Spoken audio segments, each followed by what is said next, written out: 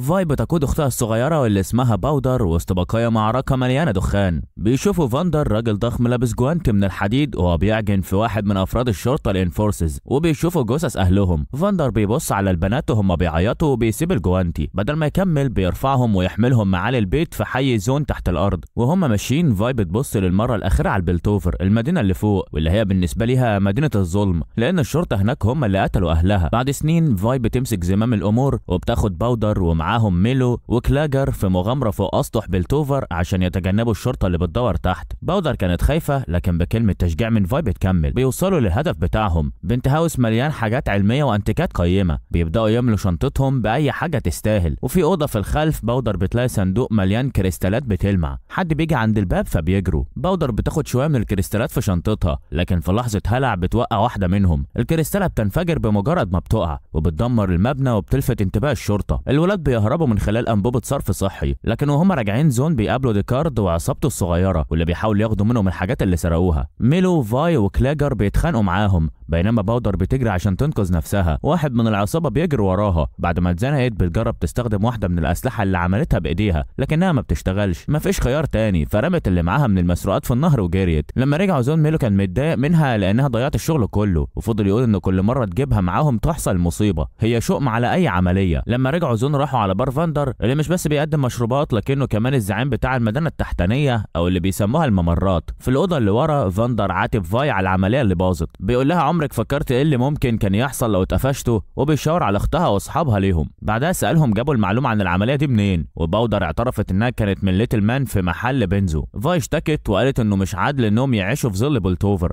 وانهم المفروض يبقوا فوق يحاربوا اللي بيضطهدوهم. فاندر طلب منهم يفضوا الاوضه وبدا يعاتب فاي لوحدها. قال لها الناس دول بيعتمدوا عليكي وبيمشوا وراكي، اللي يحصل لهم هيكون مسؤوليتك زي ما انا مسؤول عن اللي بيحصل لنا هنا تحت. لو بقينا مشكله البلتوفر هيبعتوا الشرطه علينا. بعدها فاندر راح على محل بنزو عشان يسال عن المعلومه اللي فاي جابتها بخصوص البنت هاوس. بره كلاجر سال ليتل مان اللي هو ايكو ازاي عرف مكان البنت هاوس اللي سرقوه. ايكو قال له ان في واحد غني من بلتوفر جه يشتري شويه حاجات من المحل فتبعه لحد بيته، وفي نفس الوقت الشرطه وصلوا. كلاجر جري وهرب، لكن ايكو استخبى وراقب وهم بيتكلموا مع فاندر. الشرطي الصغير ماركوس طالب يعرف مين سبب الانفجار الاخير في بلتوفر، لكن الشرطيه الكبيره جريسون طلبت منه يمشي شويه. بعدها كلمت فاندر بوضوح، قالت له البيت اللي اتهاجم يخص عيله مهمه، المجلس لازم يعمل مثال لشخص عشان الناس تحس بالامان. فاندر ضحك بسخريه، امان لمين؟ الناس اللي فوق بس. جريسون ردت عليه، كان بينا اتفاق يا فاندر، تبعد ناسك عن شوارعنا وانا ابعد عن شغلك. ايكو اتصدم لما شاف فاندر بيشتغل مع الشرطه. جريسون كملت وقالت له لو اديتني اسم اللي عمل ده هيتعاقب بهدوء ومحدش هيعرف انك انت اللي سلمته، لكن لو مشيت من هنا من غير حاجه هرجع بجيش من الشرطه.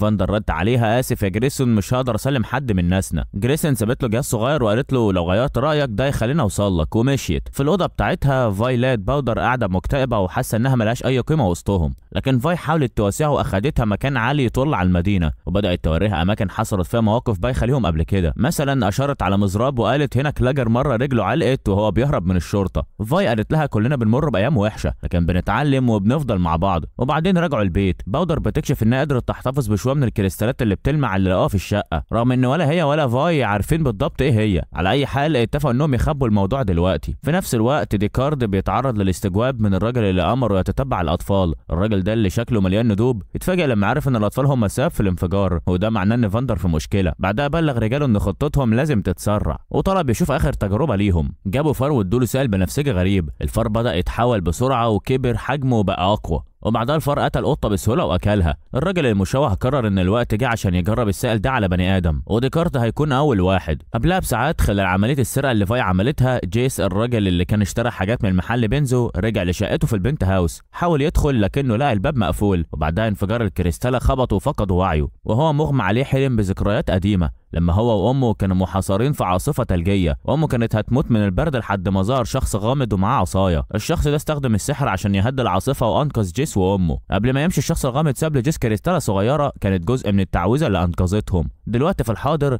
جيس بيتعرض للتحقيق من جريسون اثناء تحقيق الشرطه في الانفجار. اكتشفوا في بيته حاجات كتير محظوره. كمان اتسال من فيكتور مساعد عميد الاكاديميه اللي قال العميد بعتنا عشان اتاكد ان اي حاجه خطيره يتم التخلص منها بامان، وجيس اتقبض عليه. وهو في الزنزانه بيقابل البروفيسور هيمردينجر اللي ساله عن نوع الابحاث اللي كان شغال عليها. لما عرف ان جيس كان بيحاول يسيطر على السحر باستخدام العلم، البروفيسور حاول ينبهه ويخوفه، والسحر خطر يا جيس، ده قوه من الطبيعه والعلم مش هيقدر يسيطر عليه. البروفيسور اللي عنده 307 سنة كان عايش بما فيه الكفاية عشان يشوف مخاطر السحر بنفسه. البروفيسور هيمردينجر قال لجيس ان في اسرار في العلم من الافضل انها تفضل غامضة ومحدش يحاول يحلها، وان السحر واحد من الاسرار دي. نصح انه يعترف بغلطه قدام المجلس من غير ما يجيب سيرة السحر، ووقتها ممكن يخرج من المشكله بعقاب بسيط. في مكان تاني العيله اللي بتدعم جيس عيله كيريمان كانوا بيتناقشوا اذا كانوا هيوقفوا في صفه ولا لا. في الاجتماع جيس واقف قدام المجلس متهم بتجارب غير قانونيه وتعريض مواطني بلتوفر للخطر. في الاول اعترف انه غلطان، لكنه بدا يتعصب مع سيل الاتهامات الموجهه ليه. في الاخر انفجر وقال الحقيقه بصوت عالي، كنت بحاول اصنع سحر. معظم الموجودين كانوا مصدومين او مش مصدقين، لكن فيكتور كان شكله مهتم. المجلس اصر ان السحر اركين مقتصر بس على الناس اللي اتولدوا بموهبه معينه وما ينفعش حد يصنعه، لكن جيس اصر انهم غلطانين وان العلم يقدر يتحكم في السحر ويستخدمه للخير. قال لهم انه شاف ده بنفسه وهو صغير، دي مدينه التقدم، فكروا في العجائب اللي ممكن نعملها. لكن هيمردينجر اعترض بشده وقال لهم عن الماضي اللي هو الوحيد اللي عايشه. قال لهم انه شاف بنفسه ازاي القوه دي بتفسد وبتدمر حضارات بالكامل. وقت التصويت ظهرت والدة جيس وتوسلت لهم يعفوا عنه، وقالت ان ابنها كان متهور وغير حكيم، لكن المجلس قرر طرده من الاكاديميه. في البيت جيس كان غاضب من امه وقال لها ان السحر هو اللي انقذ حياتها،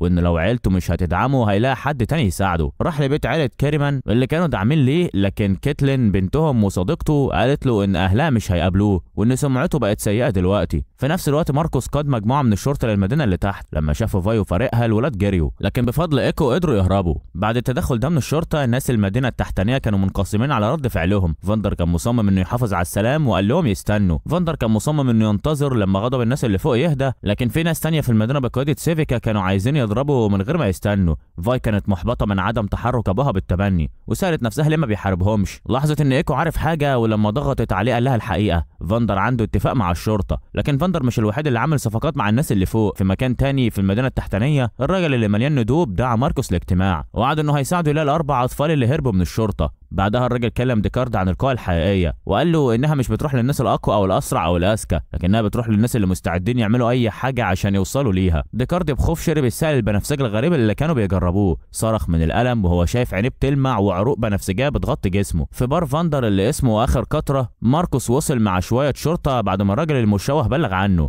فاندر حذر فاي والاطفال وراحوا يستخبوا. بعد ما مشي الشرطه، فاي كانت مصممه على انهم لازم يقاوموا، وقالت ان الحظ مش هيقف معاهم طول الوقت. فاندر حاول يوضح لها الامور واخدها للكوبري اللي اهلها ماتوا عليه. الكوبري ده هو المكان اللي قاد فيه هجوم ضد الناس اللي فوق، واللي خلى الشرطه تنزل وتقتل اهلها. قال لها محدش بيكسب في الحرب يا فاي. سالت هنعمل ايه؟ رد عليها وقال انه مش عارف، لكنه وعدها انه هيلاقي حل. فوق عند الناس اللي فوق، جيس كان واقف على حافه البنت هاوس المتدمر بتاعه مستعد يرمي نفسه. فجاه سمع صوت فيكتور بيقول مقاطعه. فيكتور قال له انه كان مهتم بابحاثه عن السحر، وانه عارف احساس ان محدش يصدق فيك. فيكتور نفسه كان ضعيف من المدينه التحتانيه، لكنه صدق في نفسه، ودلوقتي هو مصدق في جيس. عرض عليه يساعده يكمل ابحاثه. تحت في المدينه، فاي قالت لباودر انها لازم تفكر دايما اللي بيخليها مختلفه هو اللي بيخليها اقوى. في الوقت ده جريسون استلمت الجهاز الصغير اللي كانت سابته مع فاندر. لو قرر يسلم حد بدل الانفجار اللي حصل في البنت هاوس، لكن المره دي اللي بعته مش فاندر. فاي خايفه ان الشرطه ما تستسلمش وتيجي تاخد باودر، قررت تسلم نفسها وتكون كبش الفداء. في مكان تاني، الراجل المشوه كان بيتذكر اللحظه اللي كان هيغرق فيها. افتكر الغضب اللي كان مليه وقتها، كل عصب في جسمه كان مولع. افتكر الراجل اللي حاول يغرقه واللي شوهه، وشكر الشخص ده لانه خلاه يلتزم انه يحارب ويعيش باي ثمن. فوق عند الناس اللي فوق، فيكتور ساعد جيس يسرق معدات ابحاثه اللي المجلس كانوا صادرينها منه، لكن وهم بيحاولوا يهربوا كونسلر ميل مدردة شافتهم. جيس وفيكتور طلبوا منها تغطي عليهم وقالوا لها انهم هيقدروا يثبتوا ان التقنيه بتاعتهم شغاله، ووافقت تديهم فرصه. باستخدام المعدات اللي احتاجوها، جيس وفيكتور بداوا يجربوا على الكريستالات. مع تطور التفاعل، جيس افتكر الشخص اللي انقذه هو وامه، وبعدين قدروا يثبتوا التفاعل. هيمردينجر كان متاثر لكن لسه قلقان. من ناحيه تانية، ميل كانت سعيده جدا وقالت يمكن يكون الوقت جه لعصر السحر، لكن جيس صحح لها لعصر هيكستيتش، الاسم اللي اطلقوه على المزيج ده بين السحر والعلم. في نفس الوقت الشرطه جت عشان تقبض على فاي، لكن فاندر وصل قبلهم ودعها واصر انها تفضل مكانها وهو اللي هيسلم نفسه بدلها. لما الشرطه كانت بتاخده، فجاه هجم عليه ديكارد اللي اتحول بسبب السائل البنفسجي. جريسون اتقتلت وبعدين ظهر سيلسو بنفسه. بنزو شافه وقال مصدوم سيلسو، لكن ديكارد الوحش هجم عليه وقتله. فاندر صرخ انت عملت ايه؟ ماركوس كمان كان مصدوم وقال ده مش كان الاتفاق. فاي شافت كل ده وهي مش قادره تعمل حاجه، بينما سيلسو الوحش بيجر ابوها بعيد. في مخبأه سيلسو واجه فاندر بحلمه القديم عن توحيد المدينه التحتانيه، وبعدين ذكره بخيانته. قال له انه هو اللي حاول يغرقه، كرهتك بسبب اللي عملته. سيلسو قال لكن مع الوقت الكره راح وفهمت حاجه، الطريقه الوحيده لهزيمه عدو اقوى هي انك تكون مستعد تعمل اي حاجه تبقى الشيء اللي يخافوا منه. سيلسو كمل كرهتك لكن كنت لسه بحترمك لحد ما عملت سلام معاهم وبقيت زي الكلب بتاعهم بعد كل اللي عنيناه. بعدين سيلسو ورى فاندر السيل البنفسجي اللي سماه شيمر. فاي رجعت لباودر وميلو وكلاجر وجمعتهم عشان ينقذوا فاندر، لكنها قالت لباودر انها لازم تفضل مكانها. لما باودر اصرت تشارك فاي صرخت فيها انت مش جاهزه. باودر كانت مكسوره لكن فاي حاولت توضح لها وتقول لها انت كل اللي فاضل لي، ما اقدرش اخسرك. فاي قالت لها لو حد جه دور عليها تهرب، واديتها شعله وقالت لها مهما كنت ولعيها وانا هلاقيكي وبوعدك. بعد ما اختها مشيت باودر بدات تعيط بشده وشنطتها اللي فيها الكريستالات وقعت على الارض. الكريستالات بدات تهتز وتعمل شرار. وقتها باودر افتكرت الانفجار اللي حصل في البنت هاوس وفهمت قوه الكريستالات وقالت اقدر اساعدهم. في الوقت ده فاي وميلو وكلاجر وصلوا لمخبأ سيلسو وبداوا يتسللوا علشان يلاقوا فاندر، لكن بسرعه سيلسو ورجالته شافوهم وميلو بدا يحاول يحرر فاندر وكلاجر كان بيدور على مخرج تاني. وفي اللحظه دي فاي لبست الجوانت الحديدي بتاع ابوها، بدات تواجه رجاله سيلسو وبتصدهم لحد ما ظهر ديكارد اللي بقى متحول. وبره باودر وصلت وشافت اختها في خطر، فقررت تعمل سلاح جديد مليان بالكريستالات الخطيره. جوه كلاجر كسر الحيطه عشان يفتح طريق للهروب وميلو حرر فاندر. فجاه جهاز باودر اشتغل والانفجار كان عنيف جدا. فاي وفاندر نجوا لكن كلاجر وميلو ماتوا. ديكارد حاول يخلص على فاندر لكنه وراه انه لسه فاكر القتال، لكن ديكارد اللي متحول بفضل الشمر كان اقوى منه، قدر يغلب فاندر وساعتها سيلسو طعنه. فاي كانت محبوسه تحت الانقاض ومش قادره تعمل حاجه وهي شايفه ابوها بيقع من على الكوبري. فاندر وقع على براميل شمر وقبل ما جسمه يستسلم شرب شويه من السائل البنفسجي. قبل ما ديكارد يقدر يوصل لفاندر فاي اللي اتحول قتل ديكارد، وقبل ما المبنى انهار مسك بنته ونط معاها بره. اتحمل الصدمه بنفسه عشان ينقذها وده كان سبب موته، لكنه قال لها كلمتين قبل ما يموت خلي بالك من باودر. باودر وصلت لفاي وهي فرحانه وبتقول القنبله بتاعتي اخيرا نجحت. فاي سالتها انت اللي عملت كده ليه عملت كده؟ باودر ردت وهي بتعيط كنت بس عايزه اساعد. لكن فاي وهي شايفه نضاره ميلو المليانه دم انفجرت وقالت لها انا قلت لك تبعدي، ميلو كان عنده حق انت نحس. فاي سابت اختها وهي بتعيط لكنها شافت سيلسو بيقرب من باودر. حاولت ترجع لكن ماركوس ظهر وضربها على راسها لحد ما فقدت الوعي. حذرها وقال لها هيقتلك لو عرف انك هنا وسحبها بعيد. سيلسو قرب من باودر وركع قدامها وقال اهلا يا صغيره، فين اختك؟ باودر حضنته وقالت هي سابتني مش اختي خلاص. سيلسو طمنها وقال ما تقلقيش هنوريهم كلهم. عدت السنين وهايمردينجر زار جيك قبل يوم التقدم والاحتفال بمرور 200 سنة على بلتوفر، وقال له ان المجلس عايزه هو اللي يلقي الخطاب السنة دي بدل هايمردينجر. جيس ما كانش عايز ياخد مكانه، لكن هايمردينجر طمنه وقال له انه استحق ده بفضل نجاحاته في هيكس، خصوصا بوابات هيكس اللي بتسمح للسفن بالتنقل الفوري. البوابات دي جابت علماء من بلاد بعيدة واعادت الشغف للفن والعلوم. بعدها جيك زار صديقته القديمة كاتلين اللي بقت شغالة كشرطية رغم ان اهلها الاغنياء كانوا بيحموها من اي خطر حقيقي. في مكان تاني سيفيكا كانت بتدفع رشوة للشرطة عشان يدخلوا براميل شيمر من المينا، لكن فجأة عصابة اسمها فاير لايتس هاجمتهم. العصابة استخدمت الألواح الطارة بتاعتها وسيطرت على سيفيكا والباقيين وقرروا يحرقوا الشيمر. بس قبل ما يكملوا ظهرت بنت شعرها أزرق مسلحة بمتفجرات ميكانيكية صغيرة ومسدسين، شالت القناع من واحدة من العصابة واكتشفت إنها بنت بشعر وردي. المنظر ده فكر البنت اللي كبرت اللي اسمها باودر دلوقتي بأختها فاي، فوقف عقلها اللحظة. الفتاة ذات الشعر الوردي وقعت منها الشعلة والشيمر ولع. وقتها باودر انفجرت في حالة من الجنون، ضربت البنت ذات الشعر الوردي وبدأت تضرب بمسدسها الرشاش بعشوائية حتى انها اصابت ناس من فريقها. بعد كده كاتلين شافت المسدس الرشاش وبدأت تحقق في الموضوع. ماركوس اللي بقى شريف المدينة لقاها وقال لها ترجع تحرس خيمة امها، وقال لها ان التحقيق ده مش شغلها.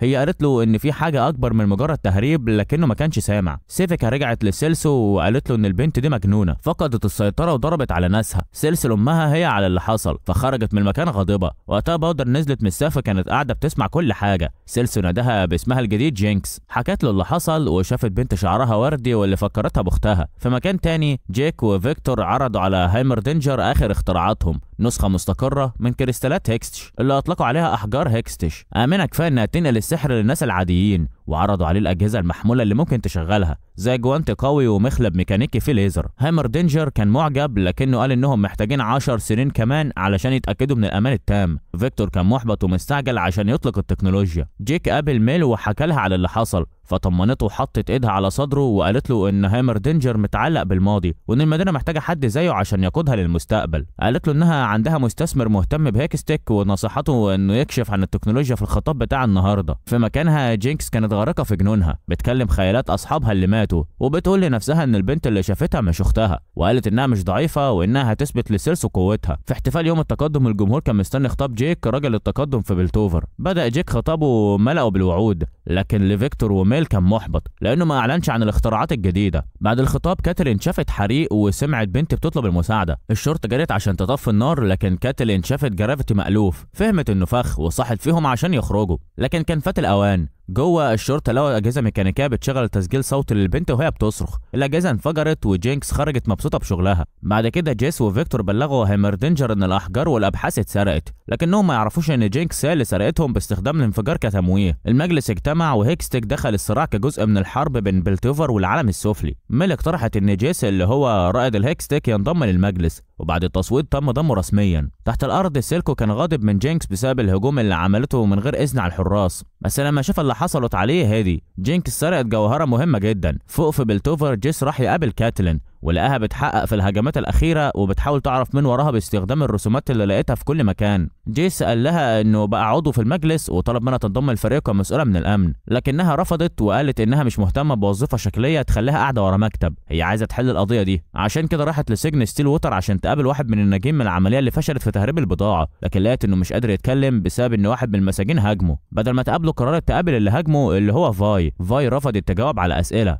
واتهمت كاتلين انها شغاله مع سيلكو. كاتلين وريتها صوره للرسومات وده خلى فاي تهتم وتقول لي انت جبت الصوره دي منين؟ كاتلين ردت اسئلتي الاول. لما فاي لمحت ان المهربين كانوا شغالين مع سيلكو كاتلين طلبت منها دليل. فاي قالت انها تقدر تجيب الدليل بس مش وهي جوه السجن، لازم تخرج. رغم ترددها كاتلين زورت اوامر على لسان صاحبها المستشار جيس تاليس وخرجت فاي من السجن. في بلتوفر ماركوس عمل خطاب تكريم للحراس اللي ماتوا في الهجوم الاخير وزار قبر جريسون، وبعدها قابل الشخص اللي بيتحكم فيه سيلكو. ماركوس طلب اجابات عن الهجوم، لكن سيلكو كذب وقال ان الهجوم كان من جماعه الفاير لايتس، نفس المجموعه اللي هاجمت شحنه بوابات الهيكس. في نفس الوقت جيس قال لفيكتور عن مخالفات لاحظها في سجلات بوابات الهيكس زي فساد وتهريب، لكن فيكتور ما كانش مهتم وكان متضايق اكتر ان جيس ما اعلنش عن اختراعاتهم الجديده في خطابه. قال له الناس محتاجه التكنولوجيا دي، محتاجين مساعدتنا دلوقتي. جيس حاول يعتذر لكن فجاه ماركوس دخل عليهم. جيس اشار للمخالفات الماليه وطالب ماركوس يحقق في الموضوع ويصادر اي بضاعه مش مصرح بيها. قال له الفساد ده متغلغل يا شرف وانا ناوي اقتلع جذوره. جيس طبعا ما يعرفش ان ماركوس نفسه جزء من الفساد ده وشغال مع سيلكو. بعدها جيس سأل عن الجوهره المسروقه والشرف كرر نفس كذبه سيلكو وقال انهم بيشكوا في الفاير لايتس. اثناء ما النقاش محتدم فيكتور كان في الخلفيه بيكح دم بس ما حدش خد باله. وتحت الارض جينكس كانت بتدرس الجوهره وهي بتكلم اصحابها اللي ماتوا عن طريق الهلاوس والتماثيل اللي صنعتها على شكلهم. التجارب اللي كانت بتعملها فكرتها بالانفجار اللي قتل ميل وكلاجر. كانت بتترعش وتقول لا ده كان غلطه. لما ما قدرتش تكمل التجربه بسبب انهيارها النفسي راحت للمخبأ القديم اللي كانت بتتدرب فيه مع اختها. وفي مكان تاني فاي اخذت كيتلين لعالم الاندر سيتي. كيتلين كانت بتواجه صعوبه في ملاحقتها لكنها فضلت مصممه. وفوق ميل حذرت جيس وقالت له انه في خطر، خصوصا بعد ما بدا يتدخل في موضوع الفساد دي كمستشار بسبب ان جيس بقى مسؤول عن الامن عند بوابات الهيكس. الناس اللي بيستخدموها في التهريب والنشاطات الفاسده هيحاولوا يكسبوا رضاه. الاغنياء واصحاب النفوذ هيطالبوا انه يعمل استثناءات ليهم مقابل دعمهم ليه. جيس كان متضايق جدا، هو ما كانش عايز يدخل في السياسه اصلا. ميل اللي ضغطت عليه يدخل لكنها اصرت انه لازم يعمل كده. لحظات بعد كده واحده من الاغنياء واصحاب النفوذ وصلت اسمها امارا. ميل وعدتها ان جيس هيعيد امتيازات بوابات الهيكس اللي هيستثمروا فيها ابحاث الهيكستيك بتاعته. امارا وافقت على الصفقه وجيس بدا بسرعه يتاقلم مع اللعبه السياسيه اللي بتلعبها ميل وبدا يعمل صفقات مشابهه مع ناس تانية. ميل كانت مبتسمه وهي شايفه شغلها بيتحرك زي ما خططت وبتستغل جيس عشان تضمن تطور الهيكستيك والثروات اللي بتيجي معاه. في نفس الوقت ماركوس راح يقابل سيلكو وكان قلقان ان جيس ممكن يكتشف فساده، لكن سيلكو طمنه وقال له انه عنده ادله يقدر يستخدمها عشان يلزق الهجوم بجماعه الفاير لايتس. بعد ما ماركوس مشي سيلكو قال لجينكس انها لازم تلاقي طريقه تشتغل بيها على جوهره الهيكستيك قريب، لكنها اعترفت ان الموضوع صعب عليها جدا. التجارب دايما بتفكرها باصحابها اللي ماتوا. بعد ليله طويله مليانه سياسه، جيس شكر ميل على انها علمته كل ده، وهي بدلته بشويه حنيه وقبلته، وهم في حضن بعض. فيكتور كان لسه شغال في المعمل على هيكستيك، واحده زارته وسالته لو حابب يمشي معاها للبيت، لكنه قال لها انه هينام في المعمل تاني. هي فكرته ان بكره موجود، لكنه رد ببساطه تصبح على خير ميس يونغ. مشيت وسابته، لكنه دخل في نوبه كحه تانيه ودمه وقع على الطاوله، وهو بيقع مغشى عليه على ارضيه المعمل. نواه الهيكس امتصت دمه. وفي مكان تاني جيس وميل اخيرا حققوا علاقتهم. سيلكو اخد جينكس للمكان اللي كان هيغرق فيه زمان، قال لها ان الخيانه ممكن تكسرك او تخليك حاجه اقوى، وقال لها انها لازم تسيب باودر تموت وتبقى جينكس بدلها زي ما هو اتولد من جديد في المايه دي. تحت الارض فاي اخدت كاتلين لبيت دعاره وقالت لها انها تمثل هنا انها بتشتغل هناك. في الاول كاتلين كانت متردده، لكنها بسرعه اندمجت مع واحده من الزبائن البنات. في الوقت ده صاحبه المكان اللي هي صاحبه فاي قالت لها مكان مساعد سيلكو فين، وفاي على طول اتحركت علشان تروح لذا لاست دروب. في البار اللي كان فاندر بيشغله زمان، فاي شافت سيفيكا وعيونها مليانه غضب وهي بتبص على الست اللي خانت ابوها. في نفس الوقت فيكتور صحي في المستشفى ولقى جيس مستنيه. جيس اتكلم مع الدكاتره وعرف ان فيكتور حالته خطيره ووقته قليل جدا. في ذا لاست دروب فاي هاجمت سيفيكا، لكن سيفيكا كانت خصم قوي، خصوصا بدراعها الميكانيكي المعزز بشمر بدل اللي فقدته في انفجار باودر. فاي قدرت تثبتها على الارض وسالتها بغضب فين اختي؟ هو مخبيها فين؟ سيفيكا ضحكت وقالت مخبيها قصدك جينكس، دي بتشتغل معاه. الكلام ده صدم فاي وسيفيكا استغلت الفرصه وطعنتها. بعد كده قالت لها دي زي بنته. قبل ما سيفيكا تخلص عليها كيتلين ضربتها في دراعها برصاصه فاضطرت تهرب. فاي اشادت بتصويب كيتلين وقالت لها شكرا يا كاب كيك. كيتلين ردت بلاش تناديني كده، اسمي كيتلين. فاي ابتسمت وقالت بس انت لطيفه زي الكاب كيك، وبعدها مشوا مع بعض بصعوبه. في مكتب سيلكو سيفيكا المصابه رجعت وقالت له ان اخت جينكس فاي رجعت. من سنين طويله كان فيكتور صغير بيلعب لوحده بمركب ميكانيكي بعيد عن الاطفال التانيين. المركب وداه الكهف وهناك شاف كائن بنفسجي كبير وراجل غريب. الراجل عرفه على الكائن وقال انه طفره هو شغال عليها وان الكائن بيموت. فيكتور عرض يساعده والراجل قال له ماشي، ممكن نكون منعزلين مع بعض. في الحاضر فيكتور اللي حالته كانت بتسوء يوم بعد يوم كان مكمل شغله على نواه الهيكس. لاحظ ان النواه امتصت دمه وده خلى عنده فكره. راح لجيس ووراه اكتشافه. النواه بتستجيب للمواد العضويه، لكن النبات اللي بيطلع منها بيزهر وبعدين بيموت بسرعه. التجربه بتفشل كل مره ومعاها امل فيكتور في العلاج بيختفي. جيس حاول يطمنه وقال له انهم هيلاقوا حل. قرروا يجيبوا هايمر دينجر يساعدهم، لكن البروفيسور لما شاف نواه الهيكس كان مرعوب. قال لهم ان التكنولوجيا دي اللي عندها القدره انها تتطور وتتفاعل مع المواد العضويه ممكن تدمر بحالها، وقال لهم لازم تدمروا ده. انا شفت كامله بتضيع بسبب حاجه زي دي. في مكان تاني جينكس اكتشفت ان كتير من حراس سيلكو مشوا يدوروا على بنت. لما سيفيكا رجعت جينكس قيدتها وسالتها. سيفيكا اعترفت بسرعه وقالت لها دي اختك، رجعت وبتدور عليك. في بيت ماركوس وهو متوتر جدا لقى سيلكو مع بنته. سيلكو بطريقه تهديد واضحه قال له انه لازم يسيطر على فاي والشرطيه اللي معاها. ماركوس حاول يدافع عن نفسه وقال ان كاتلين مش زي باقي الحراس وبتشتغل بطريقه مختلفه، لكنه وعد انه هيتصرف. تحت الارض فاي اخدت كاتلين مكان يقدروا يلاقوا فيه مساعده لجروحها. في الضلمه كاتلين بتلاقي ست بتعمل خلطات بشيمر وبتبدل مسدسها بحاجه تساعد فاي. ماركوس بيروح لجيس وبيوري له قنبله بيقول انها دليل على ان الفاير لايتس ورا الهجوم، وهي نفس القنبله اللي سيلكو اداها له. جيس بيأمر ماركوس انه يفتش اي حد يعبر الكباري عشان يمنع اي هجمات تانية. في اجتماع المجلس جيس بيواجه هايمر دينجر بسبب قله تصرفاته. بيقول ان الانفاق مليانه شيمر وبلتوفر بتتعرض لهجوم، وكل اللي بيعمله هايمر دينجر انه يحذرهم من اللي ما بيعملوش من غير ما يقدم حلول. اعتقد ان الوقت جه عشان ندي مؤسس مدينتنا المحبوب تقاعد مستحق. جيس بيقول لها والمجلس بيوافق.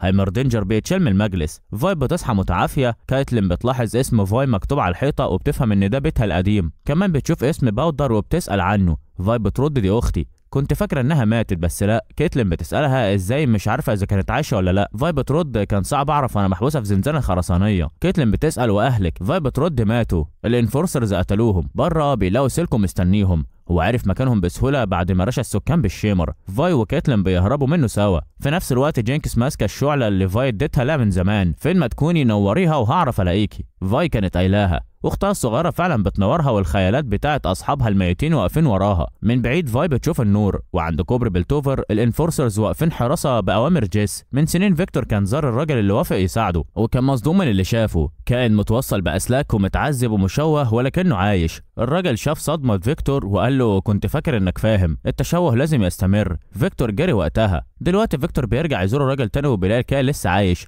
لكنه بقى اكتر اعتمادا على الاجهزه. طاير في حوض مدعوم بالشيمر. فيكتور بيقول له انا فاهم دلوقتي. في مقر سيلكو بيلاقي سيفيكا متعلقه في السقف، جينكس كتبت على جسمها كلمه كذاب وبتتهم سيلكو انه كان مخبي عليها ان اختها لسه عايشه. في مكان تاني فاي بتتبع النور وبتلاقي اختها، بيحضنوا بعض بعياط، لكن لما كيتلين بتظهر جينكس بتتخض من الانفورسرز، بتطلع سلاحها وفاي بتحاول تهديها وتقول لها ان كيتلين ممكن تتوثق فيها، لكن جينكس بتتجنن وتطنش كلام اختها. بدل ما ترد على فاي جينكس بتقعد تتخانق مع الاصوات اللي في دماغها. فجأة الفاير لايتس بيهجموا، جينكس بتدخل معاهم في خناقه، وفي وسط ما هي مشغوله كيتلين بتاخد الجوهره اللي وقعت منها. فاي بتتعور وبتفقد الوعي، واحد افراد العصابه بيستعد يخلص عليها، لكن قائدهم بيامرهم ياخدوها بدل ما يقتلوها. العصابه بتختفي وسايبه باودر لوحدها ومتسابه تاني من اختها. الفاير لايتس بيقبضوا على فاي وكيتلين وبياخدوا فاي لوحدها في اوضه تانيه، وواحد منهم بيشيل القناع، وفاي بتعرفه ده ايكو، الولد اللي كان شغال في محل بنزو واللي دلوقتي كبر. ايكو بيسالها لو كانت شغاله مع سيلكو، هي بتتضايق من الاتهام وبيبداوا يتخانقوا، بس بعد شويه بتورينا القيود مش ممكن تمسكها. فجأة بيتفاجئوا وبتحضنه وهو كمان بيحضنها وهو عينه مليانة دموع. في مكان تاني فيكتور بيكلم صديقه القديم عن مشكلته مع الهكس كور، بيقول له ان كل التجارب اللي بيعملها بتنتهي بالفشل وكل شيء بيبذل بيموت. صاحبه بيقترح فكرة وبيقول يمكن المشكلة ان التغيير مش طبيعتنا، بس لحسن الحظ احنا نقدر نغير طبيعتنا. بعدها بيطلع ازازة فيها شيمر وبيقول ده ممكن يساعدك على البقاء في مرحلة الانتقال العنيفة. في مكان تاني ميل بتلاقي جيس وهو متنرفز وبيفضفض عن اللي مضايقه، وبيقول انه كاره نفسه عشان خان هايمر دينجر، هو عايز ينقذ فيكتور وما عندوش فكرة عن مكان كيتلين او حتى فيكتور. في بيت الفاير لايتس ايكو بياخد فاي في جولة وبيشرح لها اللي حصل بعد ما فاندر مات،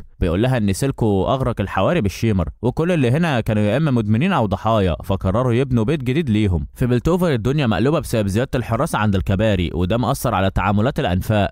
رؤساء الانفاق بيتجمعوا وبيبداوا يتهموا سيلكو انه مش بيعمل حاجه. واحد منهم بيساله هتعمل ايه بقى؟ سيلكو بيرد عليهم بطريقه غير متوقعه، بيفتح عليهم هواء ملوث زي اللي كانوا بيتنفسوا تحت الارض قبل ما سيلكو يخلوهم يشموا هواء الطبقه العليا. بعدين بيدي لكل واحد قناع غاز، لكن فين بيحاول يتماسك لحد ما بيقع على الارض وهو بيكح وبيحاول يتنفس. لما بيرجع مكتبه جينكس بتزوره وبتساله ليه خبى عليها ان فاي رجعت، هو بيحاول يبرر وبيقول انه عمل كده عشان يحميها. في بيت الفاير لايتس ايكو بيفك كيوت كيتلين، بس بسرعه بيبداوا يتخانقوا على الانفورسر. كيتلين بتدافع عنهم وبتقول ان المشكله بين الانفورسرز والفاير لايتس سوء تفاهم، بتقول ان الانفورسرز فاكرين ان الفاير لايتس شغالين مع سيلكو، لكن ايكو بيرد الانفورسرز هم اللي شغالين مع سيلكو. وسط الجدال ايكو بيطلع الجوهره وكيتلين بتصرخ لازم ارجعها. فاي بتسالها دي ايه؟ كيتلين بتشرح دي جوهره اختك سرقتها خلال الهجوم، ومعاها ممكن حد يبني اسلحه هاكستك قويه جدا. بعدها كيتلين بتتوسل لايكو انها تساعدهم لو الانفورسرز فعلا فاسدين. فاي بتقول انهم ممكن يودوا الجوهره لصاحبها في المجلس جيس عشان يساعدهم. بعد شويه اقناع ايكو بتوافق. في نفس الوقت جيس وفيكتور بيتكلموا مع ميل، بيشوفوا السلاح اللي ماركوس سلمه. ميل بتصر ان بلتوفر محتاجه تبني اسلحه هاكستك كاجراء استباقي، لو الانفاق قدروا يسيطروا على الجواهر. فيكتور بيعترض بشده لكن جيس مش متاكد. لاحقا فيكتور بيحقن نفسه بالشيمر وبيبدا تجربته مع الهاكس كور. عند الكوبري اللي بيؤدي لبلتوفر فاي وكيتلين وايكو بيواجهوا ماركوس ورجالته.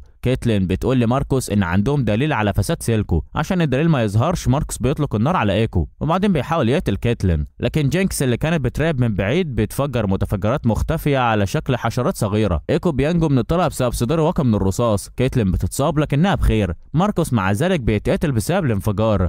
فاي بتساعد كيتلين على الوقوف والمشهد ده بيجنن جينكس اكتر، بتبدا تضرب عليهم لكن ايكو بيهجم عليها وده بيخلي فاي وكيتلين يهربوا بالجوهره. ايكو كان على وشك يهزمها لكنه بيشوف وشها وبيتذكر البنت اللي كان يعرفها زمان. اللحظه دي بتخليها تردد، وجينكس اللي هي باودر بتفجر قنبله والانفجار بيحصل. من سنين ميل كانت بتتعرض لاختبار من والدتها علشان يحددوا اذا كانت تستحق تكون قائده في المستقبل. بنت شابه كانت قدامها ممثله عن نظام هم لسه قاعدينه. والدتها سالتها نعمل ايه معاها. ميل ردت مش هتسبب لنا مشاكل، خدوا منها ممتلكاتها وابعتوها للمستعمرات البعيده. ميل كانت عايزه يظهروا رحمه ويسيبوها تعيش، لكن والدتها ما وافقتش وقالت رمز النظام القديم لازم يموت والا هنضطر نقتل الالاف بعدين. وفعلا والدتها قتلت البنت قدام ميل. في الحاضر ميل بتصحى من حلمها عن الماضي. على الكوبري سيلكو بيلاقي جينكس فاقده الوعي والجوهره في ايديها. فاي وكيتلين بيروحوا يفحصوا الحوايا اللي كانوا فاكرين ان فيها الجوهره وبيلاقوها فاضيه. بعد كده جيس وميل بيقفوا على الكوبري ويبصوا على المشهد الكارثي. ميل غضبانه وجيس متوتر وبيبدا يتراجع لما يشوف ماركوس والجثث. في مكان تاني كيتلين بتاخد فاي لبيتها. هناك كيتلين بتقول لآلاء عن الفساد اللي اكتشفته. بعد الحاحها والدتها بتوافق انها ترتب لهم مقابله مع المجلس. في الوقت ده سيلكو بياخد جينكس للراجل اللي فيكتور زاره قبل كده في الانفاق. اصابتها كانت خطيره وتجربه الراجل مع الشيمر كانت الامل الوحيد لانقاذها. في الحانه لاست دروب فين بيقعد مع سيفيكا بيقول لها ان الانفاق بقت فوضى وان سيليكا مشغوله اكتر من اللازم بجينكس، بيوضح لها انه مش الوحيده اللي بدات تشك في قرارات سيلكو. في بلتوفر والده ميل بتوصل بعد 10 سنين من طردها الميل من بيتهم في نوكسس لانها كانت طاريه في الحروب. والدتها بتشاركها خبر ان اخوها اتقتل بسبب واحد انتقم منه وان الحرب جايه لفيلتوفر لان المشاكل تحت الانفاق بتتفاقم. والدتها بتقول انها جايه تساعدها وبتنصحها انهم لازم يستخدموا الهاك ستيك بتاع جيس لتطوير اسلحه. في بيت كاتلين بتقول لفاي انهم هيعرضوا قضيتهم قدام المجلس الليله. بعدين فاي بتحكي لها عن باودر وعن احساسها بالذنب لانها سابتها وكاتلين بتحاول تطمنها. تحت الارض باودر بتخضع لعمليه مؤلمه لانقاذ حياتها وفي نفس الوقت هايمردينجر بيتجول في الشوارع وبيشوف الفوضى اللي في المدينه. وهو ماشي في الشوارع هايمردينجر بيلاقي ايكو لسه عايش بس مصاب. جيس بيقابل مدام ميداردا ام ميل بتنصحه انه لو ما خدش تهديد الانفاق بجديه وبدا يطور اسلحه هيكستيك غالبا نهايته هتبقى الموت. جيس بيترعب وفي اجتماع المجلس الجاي بيصروا انهم لازم يتحركوا. في الوقت ده كيتلين وفاي بيوصلوا عشان يعرضوا قضيتهم. كيتلين بتشرح ان الناس في الانفاق عايشين في جوع ومرض ومعاناه بسبب الشيمر، عايشين في خوف من رؤساء الجريمه العنيفين اللي بيتزعمهم سيلكو. جيس بيسال سيلكو عايز ايه وكيتلين بترد عايز الانفاق تبقى امه مستقله. جيس بيصر انهم يستخدموا الهيكستيك عشان يستردوا الجوهره بالقوه بس ميل بتعارض وبتقول انهم لازم يحاولوا الدبلوماسيه الاول، الحرب لازم تبقى الحل الاخير. فاي بتتنرفز وبتقول سيلكو ما يتفاهمش معاه، بيكرهكم وكل حاجه بتمثلوها، عمره ما هيتراجع. المجلس بيطلب انها تتخرج من الاجتماع لكنها بتخرج لوحدها وهي غاضبه. كيتلين بتجري وراها بره وبتسالها واحنا؟ فاي بترد زي الزيت والميه مستحيل نتمازج. في مكان تاني فيكتور بيجرب حدود جسمه اللي اتغير بفضل الهاكستيك والشيمر، بيوقع العصايه لاول مره وبيقدر يجري. بيرجع للهاك سكور عشان يكمل شغله. في الممر الانسه يونج بتتقدم ناحيه المعمل بخوف مستعده تعرض شغلها على فيكتور وحاجه كانت متحمسه تشارك بيها، لكن لما تدخل بتلاقي فيكتور بيتسحب لجوه الكور. بتحاول تساعده وفيكتور بيشوف الانسه يونج البنت اللي بتحبه من زمان بتتبخر قدامه. لما تفاعله يخلص بينادي اسمها سكاي بس هي راحت وما فضلش منها غير رماد. في الوقت ده فاي بتزور جيس وبتصر انهم يتحركوا ضد سيلكو من غير ما تدخل المجلس. بتقول له ان عمليه سيلكو كلها معتمده على الشيمر فلازم يقطعوا الامدادات بضرب مصانع التصنيع وجيس بيوافق. بمساعده شويه انفورسرز بيهجموا الضحايا كتير من الطرفين لكن بفضل الهاكستيك جيس وفاي بينتصروا. بس النصر ما بيبقاش ليه طعم لما جيس بيشوف انه قتل ولد صغير بيشتغل مع سيلكو. بيرفع راسه وبيشوف جيش من عمال الاطفال بيتحجزوا تحت تهديد السلاح من الانفورسرز بتوعه. في بيتها كيتلين بتخرج من الدش وبتلاقي رسمه مألوفه من جينكس في مصنع الشيمر.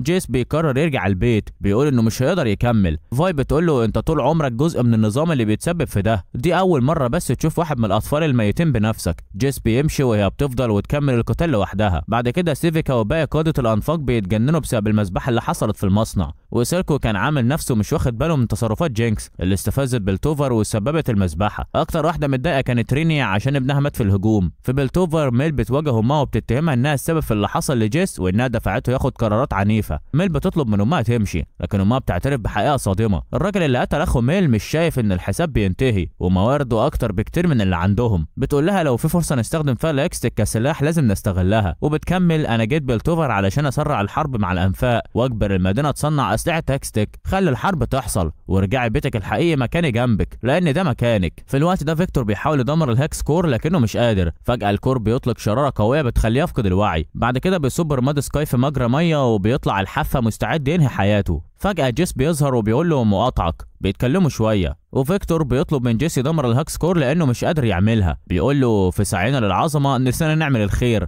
لازم نصلح غلطتنا. في الانفاق سيفيكا وفين وريني بيزوروا سيلكو. فين كان فاكر انهم جايين يقتلوه لكنه ما يعرفش ان سيفيكا لسه وفيه لسيلكو وبتخلص على فين بداله. سيلكو بيبص لريني وبيقول لها كنت ممكن اخلي ابنك يموت عشان اللي حصل بس اهو احنا سبقنا الحكايه وبيطردها من المكان. بعد كده سيلكو بيشوف رساله من جيس بيطلب مقابله. في الاجتماع سيلكو بيقدم مطالبه ومنها ان الانفاق تحصل على استقلالها وتبقى ام زون. جيس بيوافق بس بشرط ان سيلكو يسلم جينكس عشان تدفع ثمن اللي عملته. بعد الاجتماع سيلكو بيروح لتمثال فاندر وبيقعد يحكي له بحزن عن التضحيه اللي مضطر يعملها انه يسلم بنته جينكس عشان خاطر استقلال زون. لكن جينكس كانت سامعه الكلام من ورا التمثال وبتنفجر غضب من الخيانه دي. في مكان تاني هايمردينجر بيساعد ايكو يرجع لبيته وسط الفاير لايتس. في نفس الوقت فاي بترجع لبار ابوها القديم وبتواجه سيفيكا مره تانيه. المره دي وهي لابسه قفازات الهاك ستيك الحديديه اللي بتشبه قفازات ابوها. فاي كانت خلاص هتتهزم لحد ما شافت رؤيه ابوها اللي فكرها ان باودر لسه محتاجها، فبتقوم وبتكمل القتال لحد ما بتغلب سيفيكا. وفجاه جينكس بتظهر وبتقول برافو يا اختي، وبتضرب فاي لحد ما بتفقد الوعي. في اجتماع المجلس جيس بيواجه الاعضاء وبيقول لهم انهم مش مؤهلين يحكموا الانفاق وان الثقه بينهم انتهت، وبيقول لازم نديهم الاستقلال وده هيحقق السلام مع سيلكو. المجلس بيتجنن من الاقتراح ده. فاي بتصحى تحت الارض وهي مربوطه على كرسي،